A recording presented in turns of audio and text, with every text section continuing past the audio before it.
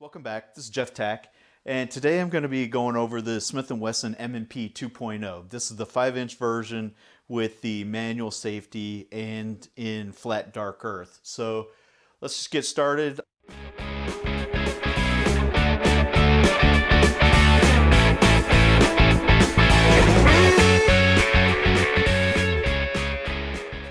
It comes in this box when you pick it up. Nothing really new or exciting, you know, in the M&P world when it comes to the containers that they're using. They used to use blue, now they're into the black and their M&P lines. So as you can see, you get the wax paper. You know, there's the pistol. It comes with 2 magazines, and these are the 17 round magazines. Also comes with 4 back straps, and I'll cover how to replace those. So you get your literature, you get your locks, you know, basic stuff. Nothing really, you know, earth-shattering in the packaging there. So I'll get that out of the way, and we'll dive into the pistol. So I went with the 5-inch because I wanted a little bit more length in the barrel. I've been, you know, most of my longer barreled pistols are 4-inch, 4.5-inch in the XDM. I didn't have a 5-inch barrel, so I saw this one and I was attracted to it. Now this isn't my first M&P. If you've watched my videos, you know I have a shield. Actually, I have 2 shields, and I had a first gen M&P that was a police trade-in, and I liked that gun a lot, but it was kind of older. Even though it was in great condition, I picked it up from Bud's Gun Shop. Even though it was in great condition, I never really put 100% faith in it. Plus it was striker fired only. And if you've seen any of my other videos where I talk about safeties and my philosophies around safeties and why, you know, I choose certain kinds of guns based off of safety features on those guns, you know that on a striker fired only gun, it was something that I didn't have a lot of affection for. So got rid of that pistol, and I used those funds to pick this guy up. So anyway, moving along, just want to cover kind of the you know, the initial impressions of this pistol. You know, it fits really good in the hand. The undercut here allows you to get really high up on the slide there. You know, so it gives you a low center bore there. Makes an extension of your hand. That's one of the benefits that a lot of Glock guys they tout the benefits of the Glock because of the low bore axis, whereas, you know, SIGs and Walters and even the XDs have a little bit larger, or a little bit higher rather, bore axis.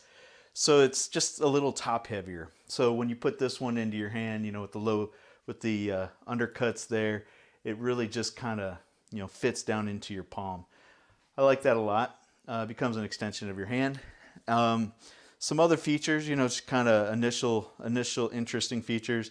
The texture on this pistol, it is a lot more aggressive. That was something that I noticed right away. You know, other things being that this one does have the safety. The safeties on this, they are kind of out there. If I had a complaint, that would probably be one of them. I like safety on the gun. I wanted this gun because it had the safety. But if you compare it to like the M&P Shield, the Shield safety is a whole lot more subdued. It's, you know, just a stamped pressed piece of metal, whereas these are, you know, really protruding. So I could see if, you know, you're doing a thumbs forward grip, you know, that those could get in the way of your grip. But anyway, time will tell.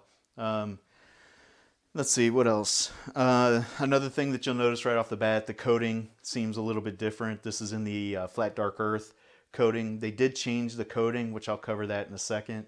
Let's see, what else? Oh, some obvious things. They put some forward serrations, which I'll also cover. You also notice these cutouts. That's different. So I guess we just jump right into it. You know, those are some of the initial first impression kind of, you know, these things stand out. But we'll get into some more detail here. So One of the first things, it's a obvious difference, departure from the original, the beaver tail in the back. They reduced that beaver tail quite a bit. Not that most people will ever notice it, because it's still, it's still far enough back where it's not gonna, the slide's not gonna bite you or anything. But it is a little bit different than the original. So there's so I talked about these forward cuts here. Now what they did is they ran the bracing in the polymer, the steel bracing or aluminum bracing, whatever that metal is underneath there. They ran that all the way out to the end of the dust cover here. So that gives it a little bit more rigidity. One of the problems with early Glocks is you'd get some bowing here from the plastic, kind of bending up into the slide. Not a major concern, but people who were anal about things, they usually had a tendency to complain about it. Some of the other things, the profile on the magazine release is different. There's a trigger over travel stop. There's cutout serration or cutout reliefs here on the magazine, so if you have to do a mag strip. They added some new grip sizes. So the trigger pull weight is supposedly taken down a little bit.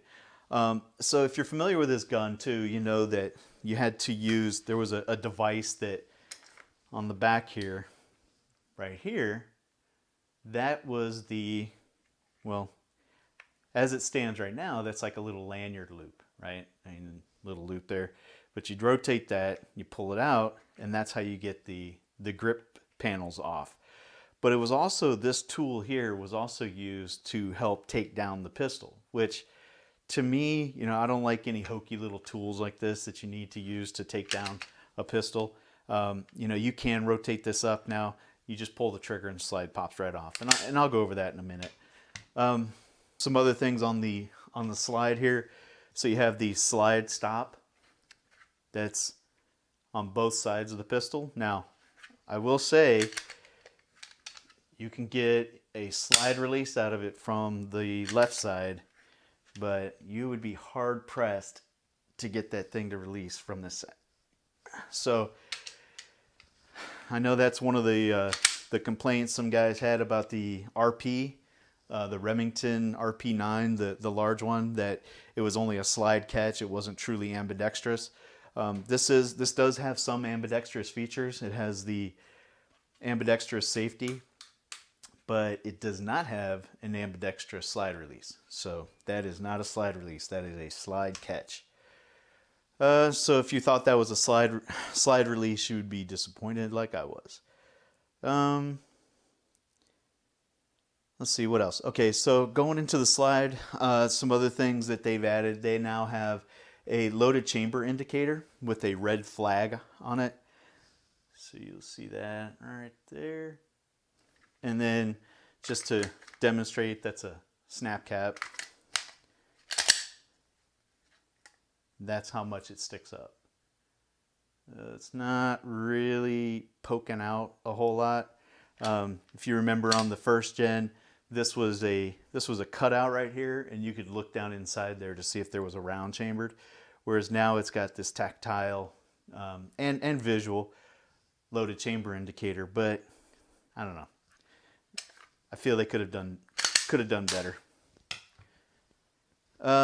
Let's see. Oh, so the designation for the M&P, this is just a visual departure from the original. They use the M&P wording here. They don't use the M&P logo. Just a little visual kind of thing. The finish that they're using on this is the Amorite. It's previously had been Melanite, so they've changed up the coatings on there. The barrel on the 9mm is a 1 in 10 twist. That's pretty much all of the differences that you'll see with this pistol compared to the first generation pistol. Big things that I noticed, that I think a lot of people will appreciate, is the upgrade to the trigger. Now, I'll just cover that real quick. So that's the trigger. It is pretty crisp. That's the reset and the release. So it's not coming out. I mean, it's not, you get all that slap right there, or slack rather, right there. And then you hit the wall and you pull, and it just kind of breaks on you. It doesn't reset very far out, so you're not going to have quick follow-up shots. I mean, the reset is going to be the full length of the trigger. I mentioned earlier the way it sits in the hand, feels a lot better. 5-inch barrel, long sight radius. That's always going to be helpful for more accurate shots rather. It's light, it's ergonomic. I like the angle of the pistol. It feels good in my hand. So moving over to the magazines, you'll see that the original magazines and the new magazines are identical, barring that, or except for the fact that it's got a little bit of a different coating on it. This is more of a shinier coating, where this is more of a matte coating. These are older magazines. They've obviously seen some drops before. So, I don't know if this coating will kind of polish up over time or not, or if this is just the way it is, the new coatings, etc. But your magazines are going to be the same. They will work. If you have any Gen 1 magazines, they're absolutely going to work in the Gen 2. Overall, guys, I like the pistol. I'm going to keep this kind of short. I do like this pistol. There are some quirks about it, things that I don't like. I don't like that that the safety is so far out there. If they had an aftermarket safety, I might consider that. The slide release, just being a slide stop on the one side, I'm sure that's a minor issue, but if you're a lefty, that could be something that you're looking for. So I just wanted to cover that real quick. And then, it's a good gun overall. I like it. So if you like this video, guys, give it a thumbs up. I'd appreciate that. If you haven't yet, please subscribe. Subscribers are really helping smaller channels like mine out right now. So if you can take the time to subscribe, I'd really appreciate that. Share it with your friends and leave me a comment if you want to talk about it a little bit. I'd be happy to engage with you. Have a good day, guys. I'll see you next time. Bye.